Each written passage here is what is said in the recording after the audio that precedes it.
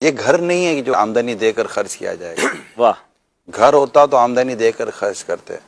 یہ دین کا کام ہے، یہ ضرورت دے کر خرچ کرنا پڑے گا. کیا بات ہے، کیا بات ہے، سبحان اللہ. ضرورت کی بات کریں تو یہ شاید اب یہ تک اب اس خرچ کا جو اس کی ضرورت ہے اس کا اب 1% بھی خرچ نہیں کر رہے. اللہ. آپ کا بھی دنیا بھر میں. ارے میں لاسٹ ٹائم آسٹریلیا گیا تو میں نے کہا تھا میں وہاں سے ڈونیشن لے کر آؤں گا. نیوزی لینڈ اور آسٹریلیا کا سفر تھا. میں نے کہا میں اس کے بغیر نہیں ہے، مجھے کو اتنا پیسہ چاہیے، دعوت سے مجھے چلانی ہے. لیکن جب وہاں جا کر میں نے دیکھا تو وہاں جا کر سمجھ کہ یار یہاں تو آپ کو بہت کچھ کام کرنا ہے.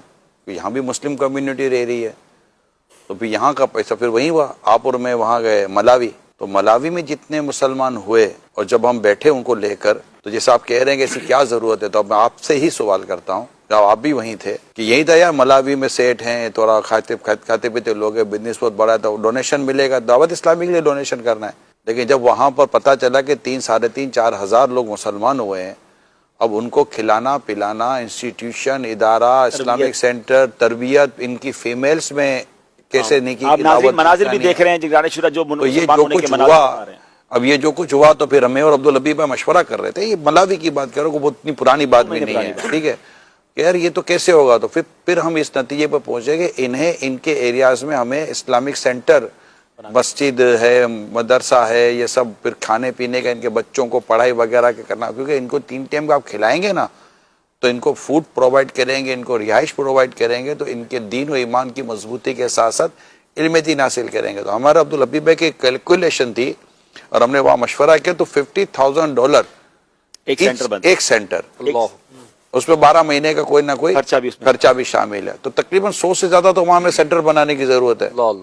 اچھا یہ تو ہم نے بات کی آپ سے ملاوی کی. اب یوگینڈا کی بات کریں، کینیا کی بات کریں، تنزانیہ کی بات کریں، ساؤتھ افریقہ کی بات کریں، جب یہاں جاتے ہیں نا تو وہاں جاتے ہیں تو ہمیں ایسا لگتا ہے ایسا گلی گلی ہم کو ادارہ بنانا پڑے گا. ایک مبالغہ کر رہا ہوں میں آپ کو. حتیٰ کہ ہم نے یہاں تک اعلان کیا ہوا ہے کہ ہر وہ ایریا جہاں کچھ نہ کچھ مسلمان ہیں اور ان کے پاس نماز کی جگہ نہیں ہے، دعوت اسلامی وہاں پر نماز کی جگہ بنا کر، مسجد بنا کر آپ کو دے گی.